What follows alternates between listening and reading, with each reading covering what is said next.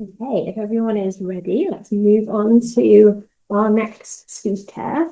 So it's a pleasure to welcome back our colleague Jordan. So Jordan Muller is an assistant professor in the Department of Near Eastern Studies at Cornell University, where he's researching how hieroglyphic writing was conceptualized, experienced, and used in ancient Egyptian and Maya cultures, a project he began as research associate on the Bees project.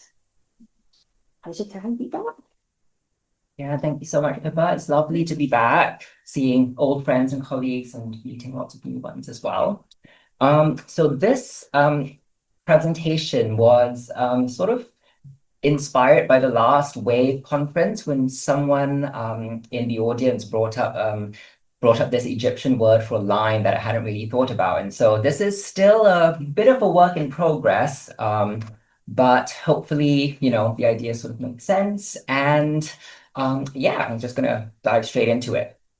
So basically, we don't often think about lines when we talk about ancient Egyptian writing. We call the three main scripts hieroglyphs, hieratic, and demotic. So hieroglyphs, sacred carvings. Hieratic is the priestly script, and demotic is the people's script. So hieratic and demotic take this social point of reference, and hieroglyphs have this cultural and material point of reference. But nowhere are lines mentioned. So a glyph is a carving, but what that means is, it's a shape, it's a bird, a man, a body part, and not really the lines constituting it. And then very ungracefully, Egyptologists trip over ourselves when we start talking about linear hieroglyphs, like the example you have on the right, which is a Book of the Dead manuscript. And these are supposedly cursive forms written on manuscripts, but occasionally in lapidary context as well. So we get carved cursive writing. So these categories are somewhat inadequate, but they are the dominant categories that we work with. And we can't really think of alternatives at the moment. But my mission today is to talk a little bit and hopefully persuade you about how ancient Egyptians may have thought about lines and their significance for their writing practices. So the well-known umbrella term for writing in ancient Egypt is secha or sesh, and this means writing, painting, drawing, perhaps simply graphic marking. It's often written logographically, so there's that on the left of the slide. And this depicts the sign of a scribal palette. So Aaron brought this up earlier on. It's a stationery set with two cakes of ink and a brush and a water pot. So it refers to a practice, and this is my way in today. Mark making with brush and ink was all about lines. And today, my two other launch pads are these two terms, deref and kedu, which are both typically translated as line. What I want to drive home is how ancient Egyptian visual engagements with the line were bound to the materiality and the technologies of writing. So as anthropologist Tim Ingold said in a 2018 article, and I quote, "The distinction between the optical and the haptic, in short, does not exactly coincide with, but actually crosscuts that between eye and hand and the sensory registers of vision and touch. We can have haptic vision and optical touch, as well as haptic touch and optical vision." So let's stick with Ingold for a minute. In his 2015 book, The Life of Lines, he contrasts skyscrapers with mountains. The skyscraper is a superstructure imposed on the inert field, so the infrastructure of the ground. And he suggests that this is reminiscent a bit of, there's a bit of Aristotelian hylomorphism here. It's the idea of forms imposed on substance. And indeed, this is the conventional, even intuitive understanding of writing in modern societies.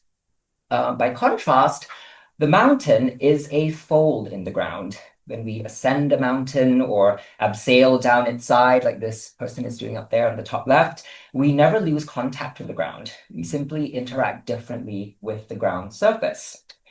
And I wonder if ancient Egyptians engaged with writing from a similar perspective, as a fold in the surface, a bump in the road, a summit of a mountain, a crest of a wave. And this has important implications for how we understand writing as part of Egyptian visual and material culture. So, to get you guys thinking about, the current world, contemporary practices, dragging a pen across paper today is far smoother than swirling a brush over leather or cloth or, fibrous overlapping papyrus strips as, the material that they wrote on in ancient Egypt. And swiping a finger across your touchscreen is even smoother. So making and reading writing in antiquity demanded different sorts of visual engagements with the line. And that is labor that most of us are spared from, with the notable exception of the artists and designers and practitioners who we are honored to have here today as well. So Egyptian writing involved, the snagging and splaying of brush fibers on a sheet, or the laborious gouging and sanding involved in making chiseled inscriptions. The line is not an inert, two-dimensional mark. It's a dynamic, shapely form. And I say that deliberately to model that initial distinction between lines and forms. So now to Egypt. Deref, our first term, refers to the line as a mark, something imposed on a field which then fades into the perceptual background. Early sources for Deref date to the Middle Kingdom. So this is the first half of the second millennium BC, about 2000 to about 1600 BC. And the archetypal Deref was the eyebrow. And so in this 11th dynasty tomb inscription belonging to a man called Jehutinat, it proclaims his bold facial features and vigorous activity. He was one who tore out weeds, free from excess, one whose eyebrow line is clearly visible, someone with tearing nails and a lunging body, free to make great noise. And the context is that Egyptian tomb inscriptions celebrate the careers and virtues of the dead. At the other sites of Beni Hassan and Asyut, these officials, Amenemhat and Jephai-Hapi, laid emphasis on their literacy.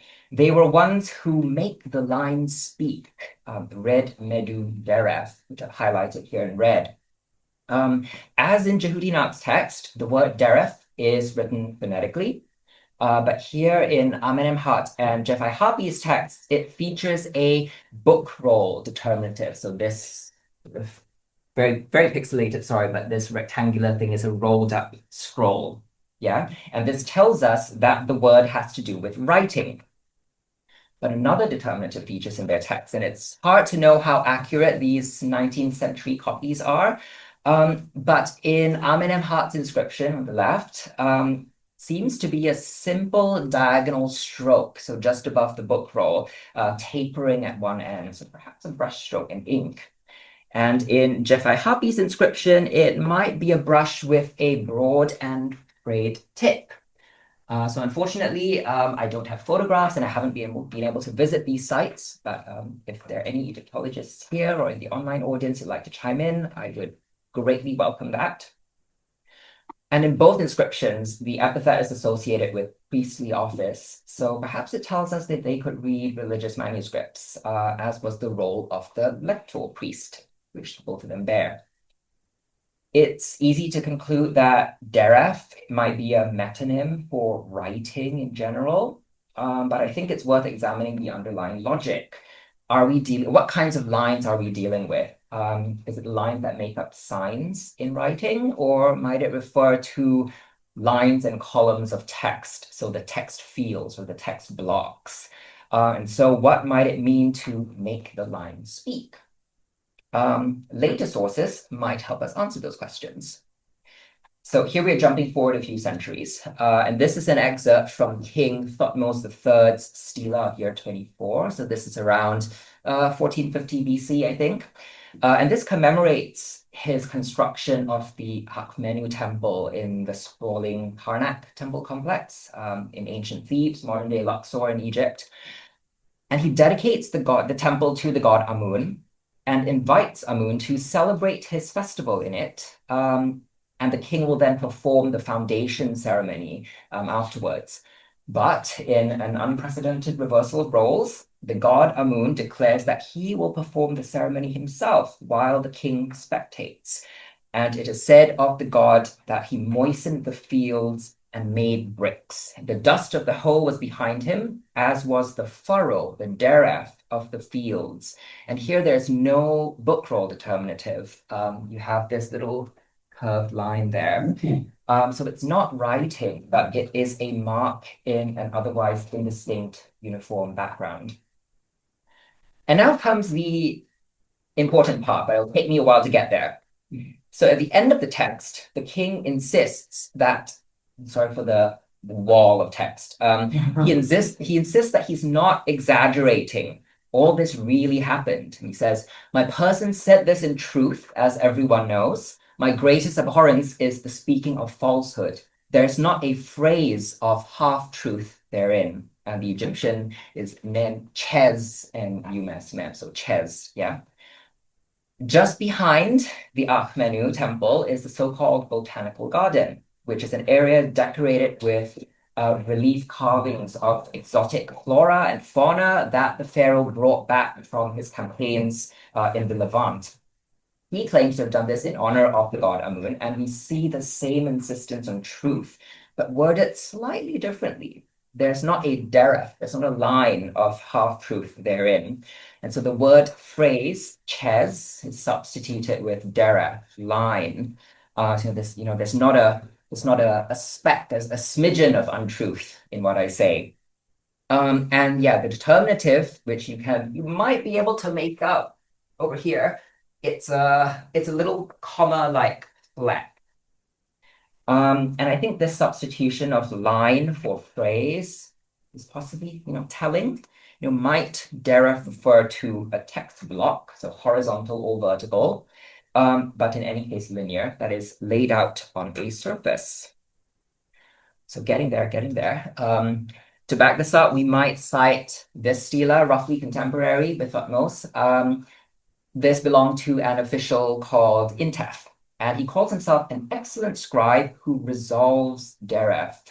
So the word resolve, weha, that literally means to unravel, to untie. And now going back to the word for phrase, ches, that literally means knot. So a phrase is a knot of words, and perhaps to unravel a line is to make sense of a string of signs, understanding its grammar and syntax, or perhaps getting at its deeper meaning. And so if you accept that, I think red medu deref, to make the line speak, might be the talent for passing a sequence of signs arranged in a line or a column, transmuting a string of characters into sensible language. And of course, then it's no surprise that the god of writing, Thoth, is acclaimed as red medu deref in contemporary medical manuals. He makes the line speak, he makes a compilation, he gives Akh power, this magical transfigurative power, to the wise men and to the physicians who are in his following. So decipherment, parsing, or interpretation, then compilation, and finally the application of the text.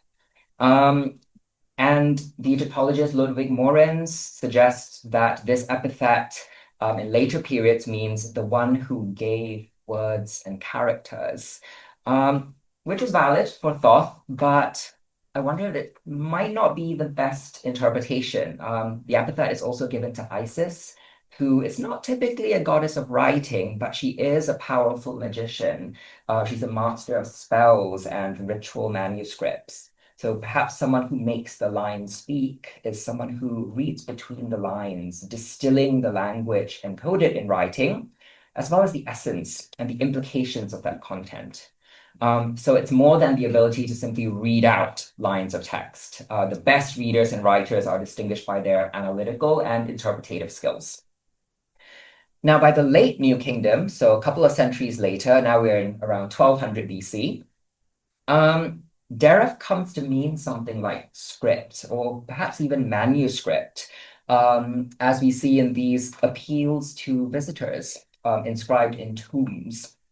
So both of these men, Imiseba and Ibi, they associate every deref, so deref neb, or indeed the plural, derefu, they associate it with Medu Nature, God's words. And this has traditionally been understood as the term for hieroglyphs, but a recent study quite convincingly argued that it might refer to the esteemed content of literary and religious texts. So it doesn't refer to the script, but the texts that are written in that script.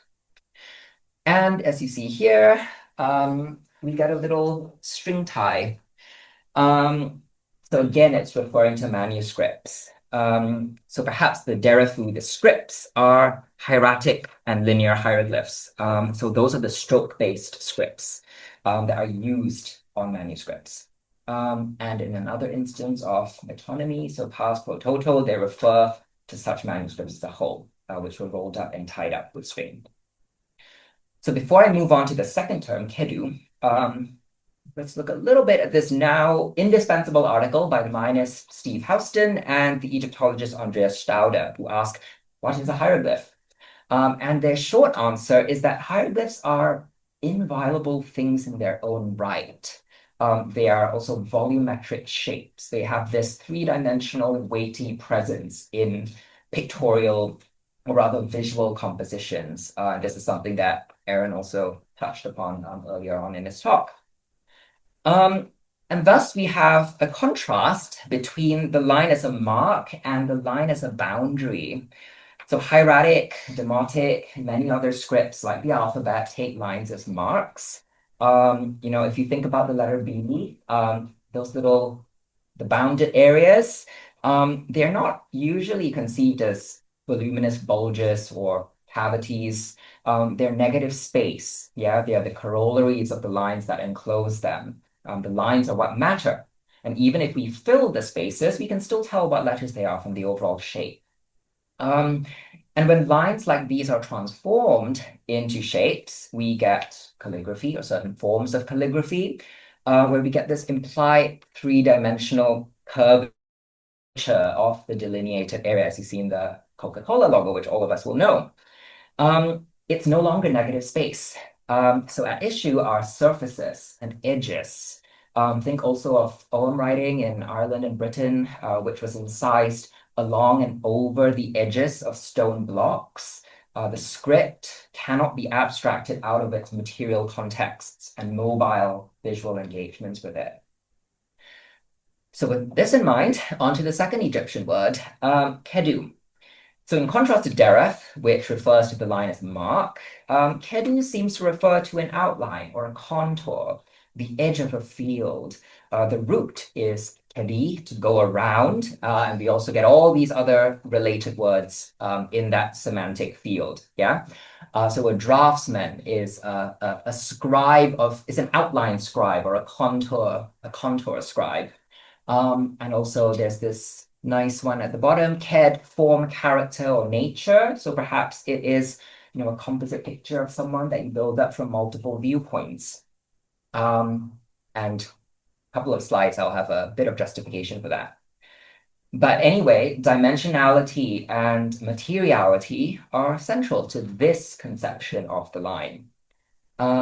We have some very famous cosmographic treatises from ancient Egypt. They describe the structure of the universe and what the sun god does as he travels through the underworld.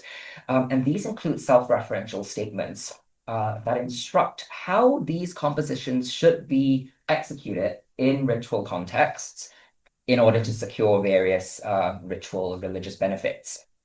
And it says here, these underworldly powers or emanations of the underworld dwellers are to be made in writing/drawing. They're using the word sesh there, the ambiguous term, as their outlines, their kedu, in the hidden part of the underworld.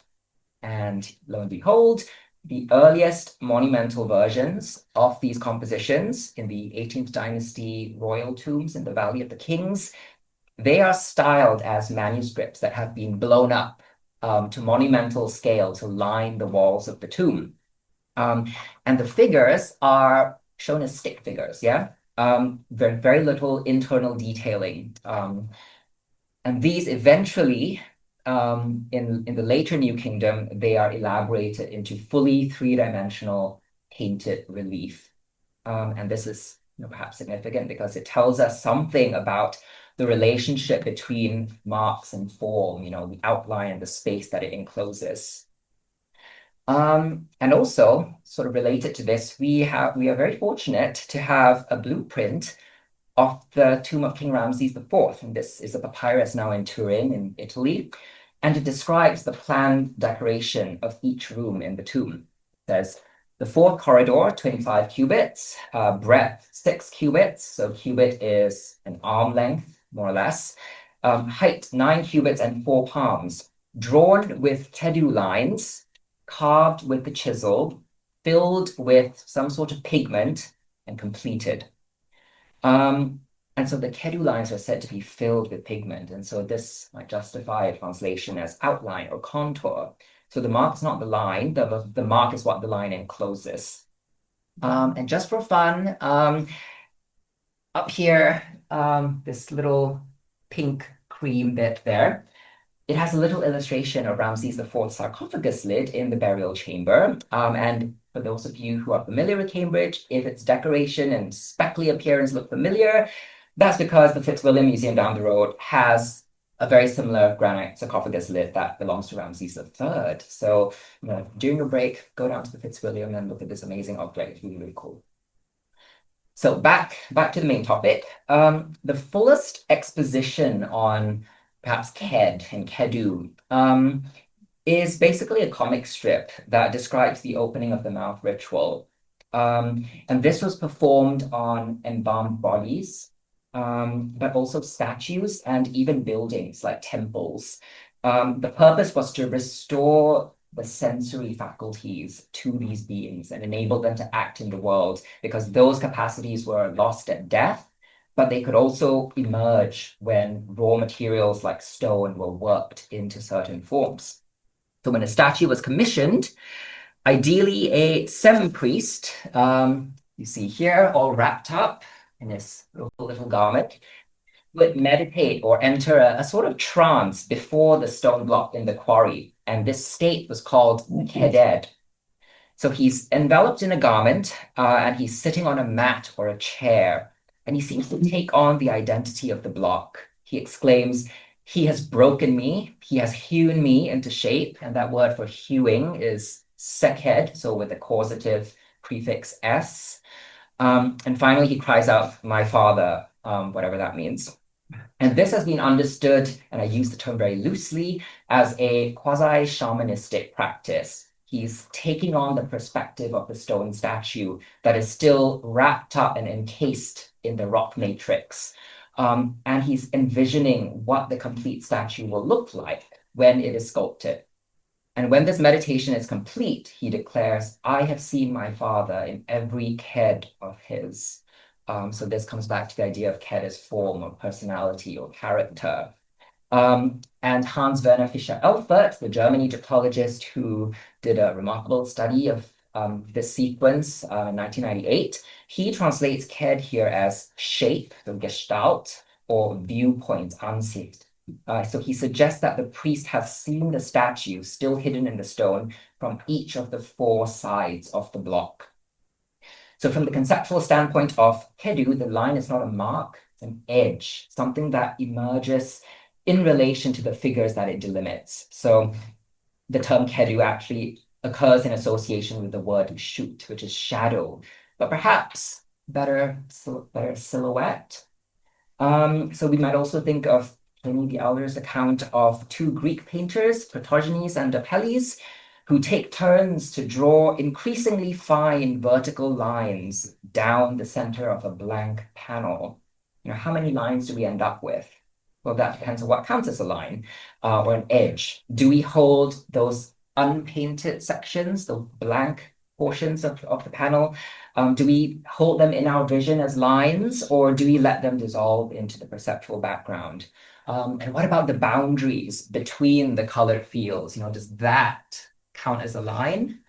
So if you think about it, a deref has a kedu, and the notions represent 2 interlocking ways of looking at lines. So true to the original meaning of the graph as a scratch, an incision with depth, the Egyptian terminology, I think, reveals different or diverse visual engagements with writing, which is conceived as dynamic sort of technological and material artifacts in a sensorial environment.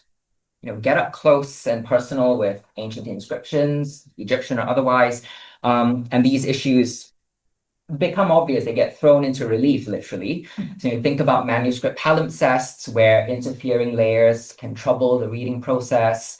And as anyone who's handled a cuneiform tablet will know that it's really important to change the light angles, adjust the distance at which you're viewing it, rotate the tablet.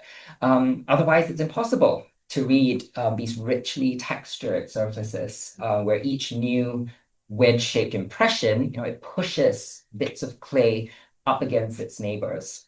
And the same goes for reading carved volumetric inscriptions in different seasons, or different times of day when lighting conditions change. Visit on a cloudy day, and sometimes these relief carvings can, the contrast can become subdued, and the writing then gets muted. You view them at high noon, where it's really bright in Egypt. The background surface of stone might blind you, and it becomes really hard to read, but in a different way.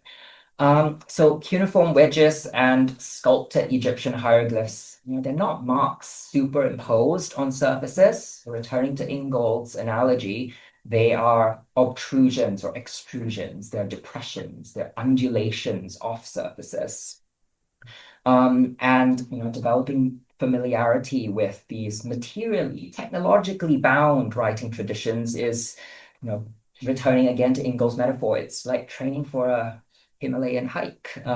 It's about learning to feel the ground beneath your eyes and feet, internalizing the physical processes that have produced the surface, so that you're better able to parse and navigate those irregularities.